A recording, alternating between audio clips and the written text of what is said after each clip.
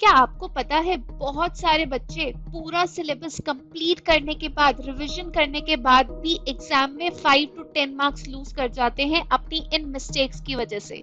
Do you want to know those mistakes, वो common mistakes जिन्हें आप आसानी से अवॉइड कर सकते हैं और अपने बोर्ड एग्जाम में 95 प्लस स्कोर कर सकते हैं? तो जल्दी से हम देख लेते हैं क्या वो मिस्टेक्स, और हम अपने एग्जाम में वो बिल्कुल नहीं करके आने वाले। सबसे पहले देखते हैं फिजिक्स की वो कॉमन मिस्टेक जो हम करते हैं, वो है हमारी रे डायग्राम में। क्या है वो मिस्टेक? रे डायग्राम जल्दबाजी में पेन से बना दिया, ठीक है। दूसरा, पेंसिल से बनाया लेकिन पेंसिल शार्पन नहीं थी, पेंसिल खराब सी, बेकार सी थी और ऐसा रे डायग्राम बन रहा था। अब पेंसिल शार्पन भी थी बट एक गड़बड़ कर दी। मैंने क्या किया, मैंने सिर्फ लाइंस ड्रॉ कर दी और एरोज नहीं बनाए। एरोज के मार्क्स होते हैं बेटा, बिना एरो के वो सिर्फ लाइंस हैं, वो पाथ ऑफ लाइट नहीं बता रही है। देखिए इधर, यहाँ पे इस बच्चे ने देखिए कैसे रफ सी लाइंस बना दी। अब इस पे कोई एग्जामिनर मार्क्स देगा? नहीं देगा। इस पे देगा। इस पे भी तभी देगा जब इन पे एरो बना होगा। देखिए ये लाइट आ रही है, इंसिडेंट हुई और ये रिफ्लेक्ट हुई, so it is going with this arrow.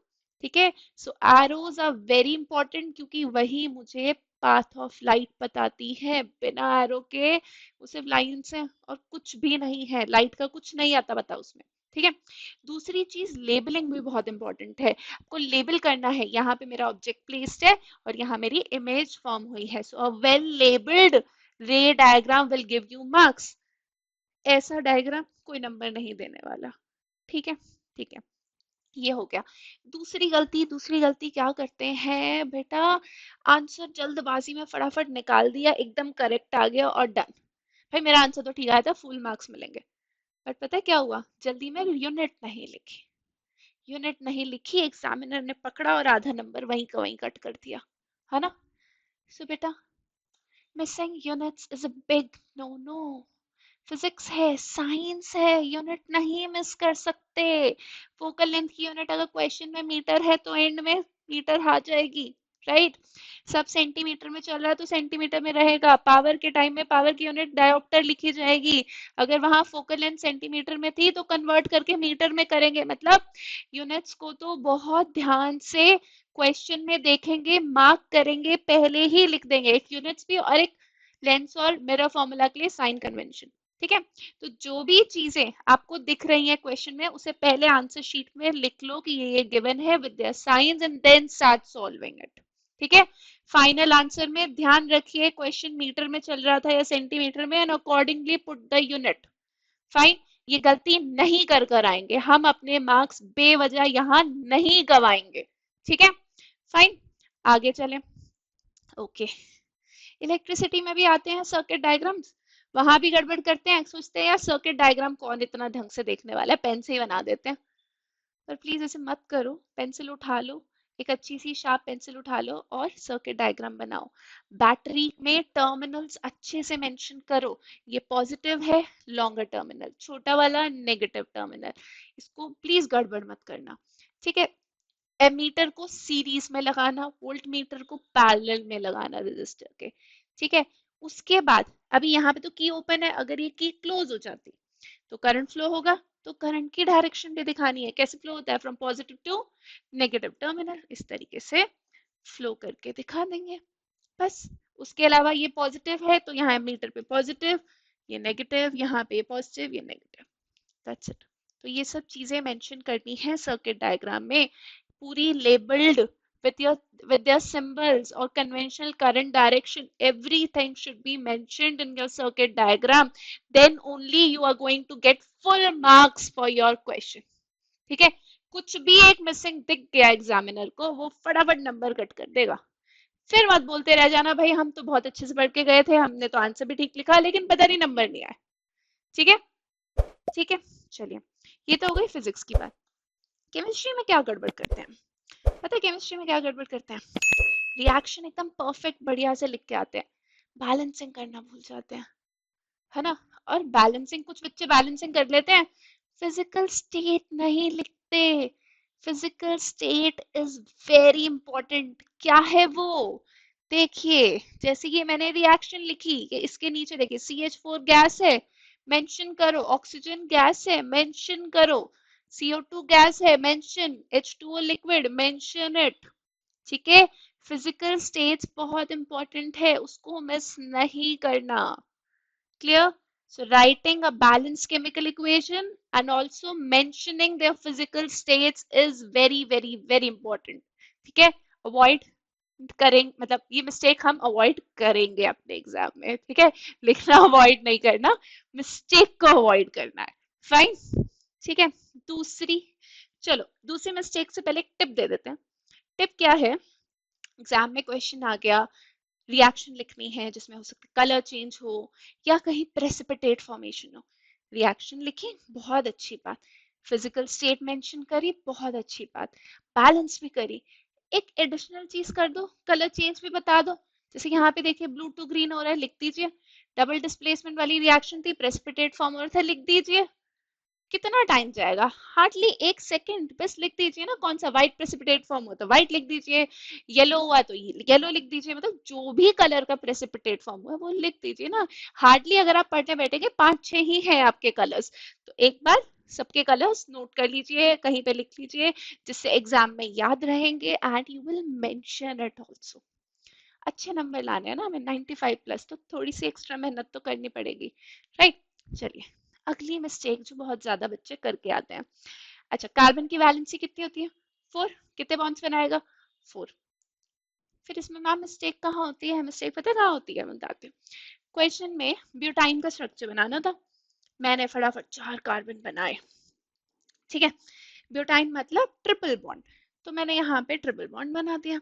अब क्या करना है? हाइड्रोजन फिल करने हैं। यहाँ पे 3 हाइड्रोजन फिल किए क्योंकि एक बॉन्ड बना हुआ था, एक 2 बॉन्ड बने हुए थे, यहाँ पे 2 किए। पर यहाँ ना मैंने जल्दी में सोचा सबको हाइड्रोजन तो देना ही है, मैंने यहाँ भी हाइड्रोजन दे दिया और यहाँ भी दे दिया। क्या ये सही दिया है? नहीं, यहाँ पे क्या गड़बड़ करी मैंने? देखिए इस कार्बन ने ऑलरेडी 4 बॉन्ड्स बना दिए थे, 1 2 3 4, सो यहाँ पे कोई हाइड्रोजन नहीं आएगा। ये मिस्टेक हमको बिल्कुल भी नहीं करके आनी पेपर में। हमेशा काउंट करना है कि कार्बन ने कितने बॉन्ड्स बना लिए। अगर उसने 4 बॉन्ड बना लिए हैं, no more atom will be attach to it. कोई और एटम हम वहां पर अटैच नहीं करेंगे। ठीक है। क्लियर? ये वाली चीज हम नहीं करके आएंगे गलती। ठीक है। उसके बाद बात आती है बायो। अब बोलोगे मैम बायो में क्या मिस्टेक कर सकते हैं हम? अच्छा, बायो में क्या मिस्टेक होती है ना, मेरा एक स्टूडेंट है, वो क्या करता है ना, वो बहुत बड़े बड़े आंसर्स लिखता है एकदम बढ़िया से। कहता है मैम मैंने देखिए इतना बड़ा आंसर लिखा, मुझे बायो बहुत अच्छे से आती है, सब कुछ तो पता है, इतना तो आसान है। पर मार्क्स ना उसे स्कूल में मिलते हैं, ना मैं उसे अपने टेस्ट में देती हूँ। क्यों नहीं देती हूँ? क्या मिस करता है वो कीवर्ड्स मिस करता है। This is bio. ठीक है, दिस इज नॉट इंग्लिश यहाँ पे बड़े बड़े स्टोरीज काम करेंगी नहीं। यहाँ पे क्या काम करेगा? यहाँ पे आपके टेक्निकल कीवर्ड्स, वो टर्मिनोलॉजी जो बायो में असेंशियल है वो काम करेगी। अगर आप वो नहीं लिख कर आ रहे हो, और भले आप एक पेज का आंसर लिखा हो ह्यूमन एलिमेंट्री कैनाल का एक स्टोरी फॉर्म में, मार्क्स तो कट होंगे ही होंगे।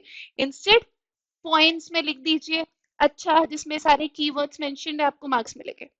समझ रहे? So this is bio, this is science, not English. Just don't write big stories here, this is not storytelling here. Fine. Example के लिए देखिए, जैसे क्या लिखा है, ह्यूमन एलिमेंट्री कैनाल का ही आंसर लिख रहा होगा कोई बच्चा, उसने लिख दिया food goes down the pipe. ठीक है। अब उसकी जगह अगर वो 10th स्टैंडर्ड में है, कुछ की जानता है, तो वो ये लिख देता food moves through the oesophagus through peristaltic movements. कितना बढ़िया लगता। एग्जामिनर खुश। एग्जामिनर क्या कर रहा था? वो स्कैन कर रही थी उसके आइस कीवर्ड्स को, उसको कीवर्ड मिले, अरे बहुत बढ़िया आंसर लिखा है इस बच्चे ने, इसको फुल मार्क्स, है ना। सो अगर बायो में नंबर चाहिए तो technical keywords is the key to get marks in biology. If you miss that you are going to lose marks in bio. ठीक है। तो बायो 30 मार्क्स का है, हम बहुत अच्छा स्कोर कर सकते हैं अगर हमने सारे बायो की टर्मिनोलॉजी को ध्यान में रख के आंसर लिखा। और मेरे बहुत सारे बच्चे कहाँ पे अटक जाते हैं? डायग्राम्स में। क्या बोलते हैं, मैम हमारी ड्राइंग अच्छी नहीं है, डायग्राम कैसे बनाएंगे। देखिए बेटा, ये साइंस का पेपर है, ड्राइंग का पेपर नहीं है, ठीक है। तो यहाँ पे सुंदर ड्राइंग के मार्क्स नहीं मिलने वाले, यहाँ पे मार्क्स आपको मिलेंगे करेक्ट लेबलिंग के। डायग्राम बहुत नीटली एकदम क्लियर लेबलिंग के साथ आप पेंसिल के साथ बनाएंगे, ठीक है।